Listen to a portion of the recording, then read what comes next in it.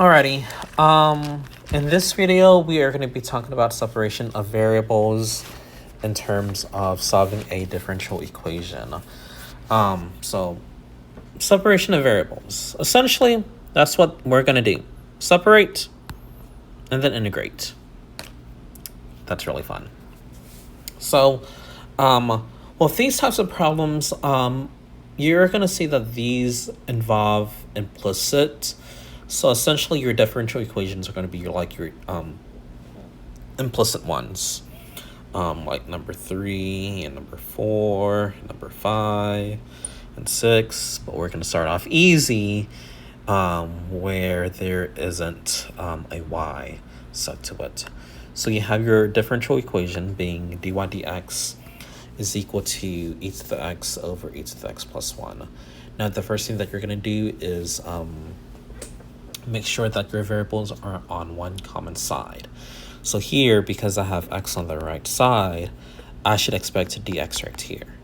So what I'm going to do is multiply dx on both sides so that I have e to the x over e to the x plus 1 to the dx. Now, because you have common variables on the left and common variables on the right, I am going to integrate both sides. And on the left side, that's going to be easy because if I were to integrate dy, that's just going to be y. Now, for e to the x over e to the x plus 1, you're going to mentally cry a little bit because you're going to have to use u sub. We're going to let u be e to the x plus 1, du to be e to the x. So this is going to give us the integral of 1 over u du. That's going to be ln of u plus c. And we know that u is e to the x plus 1 plus c. So there's your answer. Y is equal to ln the absolute value of e to the x plus 1. All right. Same thing with number 2. I'm not going to do number 2 because it's very similar to number 1. But I am going to give you the answer for it so that you can do it your own time. But notice how for number 3, we have a condition where we have dy dx is equal to y over x squared, and your function passes through 1, 3. So instead of a plus c, we're going to figure out what c is. But the first thing that we are going to do is separate my variables so that one variable is on the left and one variable is on the right. I prefer having my y's to be on the left and then my x's to be on the right. So I have 1 over y dy is equal to 1 over x squared dx, and we are going to integrate both sides. Now, if you integrate both sides, you are going to have ln of y on the left side. And then on the right side, this is going to be x to the negative 2. So if I up my power and divide, I'm going to get negative x to the negative 1, which is just going to be negative 1 over x. Plus, plot twist, c. Okay, now what we are going to do is solve for y, and then I'm going to solve for c, because I think it's easier for me to solve for y first, and then c, and you'll see y in a little bit.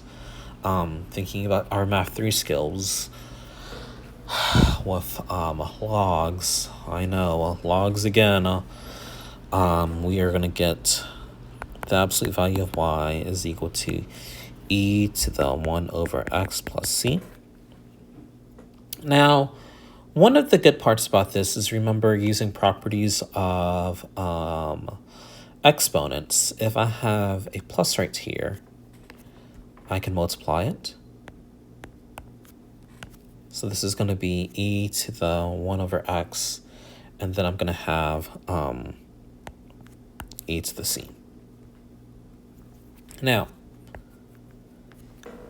this right here is a constant because it's a constant, I could still say that this is a c. So now I have, technically, y is equal to c e to the 1 over x, negative 1 over x.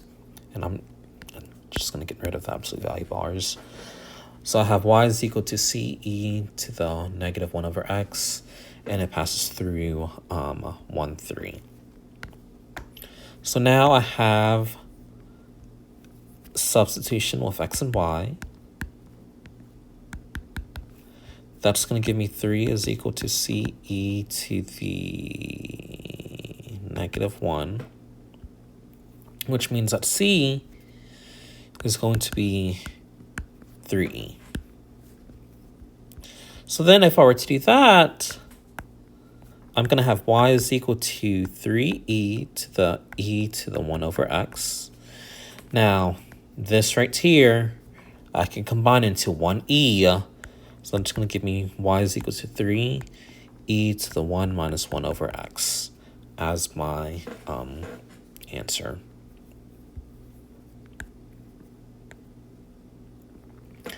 Now, obviously, if you want to check your work, you could take the derivative of this and see if it matches up with y over x squared.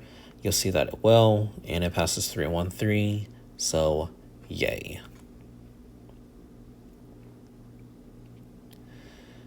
All right. Number 5, we want to find y if dy dx is equal to 2xy through the point 2, 1. So once again, I'm going to separate my variables so that I have 1 over y dy is equal to 2x dx. You are going to integrate both sides now. So that's going to give me ln of the absolute value of y is equal to x squared plus c. And then using our magic, we have y is equal to e to the x squared plus c. And remember that this can be rewritten as e to the x squared, e to the c, and e to the c is just some random c value. So I have c e to the x squared. Okay. Now it passes through 2, 1. So now I have 1 is equal to c e to the 2 squared. So I have 1 is equal to c e to the 4th, which means that c is going to be equal to 1 over e to the 4th, or e to the negative 4. So once you do that, you have y is equal to e to the negative 4, e to the x squared, which is the same thing as saying e to the x squared minus 4 as my final answer. Now, if you didn't want to do it that way, and if you want to plug and chug first and find out what c is, by all means, if you want to do that, you can. So here, if I were to use direct substitution first, I'm going to get ln of 1 is equal to x squared plus, not x squared, 2 squared plus c. So I'm going to get 0 is equal to 4 plus c. C is equal to negative 4. So then you have ln of y is equal to x squared minus 4. And then y is equal to e to the x squared minus 4. That might have been a little bit easier, but then again, that was because your initial condition had your y value being 1. Notice how here, if your initial condition was, let's say 3, you would have done ln of 3 is equal to 1 over 1 plus c, which, I mean, it's still doable, but it's not going to look that pretty.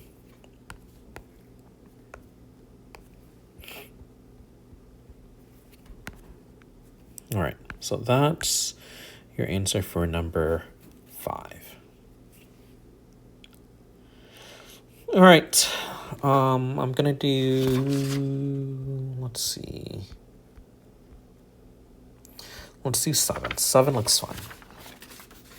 All right, so we have this lovely function right here, where we have f prime of x is equal to x times the square root of f of x for all real numbers x, such that f of 3 is equal to 25, And we want to find out what the value of f of 0 is. Okay. So we have dy dx is equal to x and then the square root of f of x. Now remember that the square root of f of x is the same thing as saying the square root of y.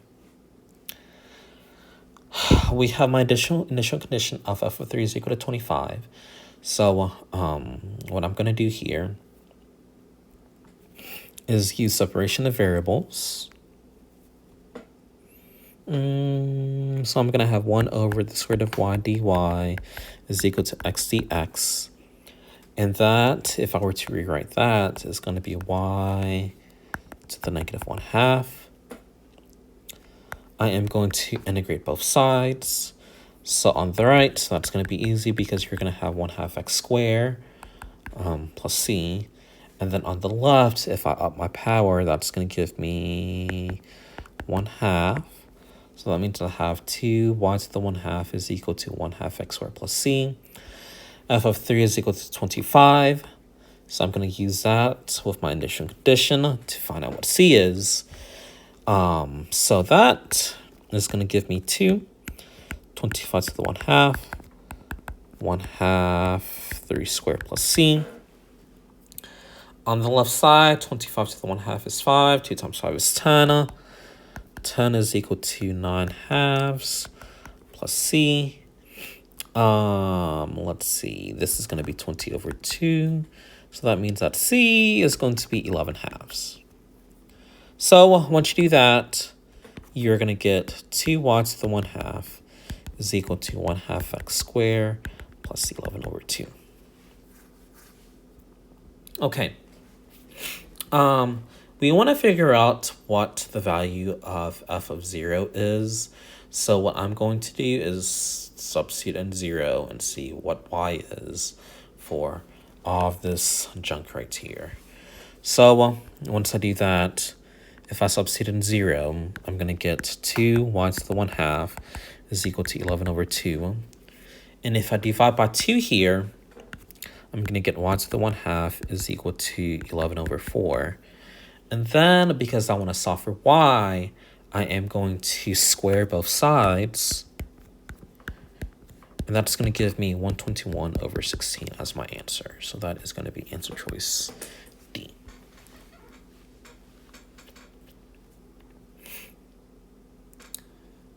All right. That's it in terms of separation of variables. I don't want to do too much here, but it's the same process, guys. Nothing too hard. So here, just separate your variables. Make sure that one variable is on the left, one variable is on the right. Integrate, and then find C if you need to, and call it a day. And then in class, we'll do problems like 9, 10, 11, 12, where we have application problems.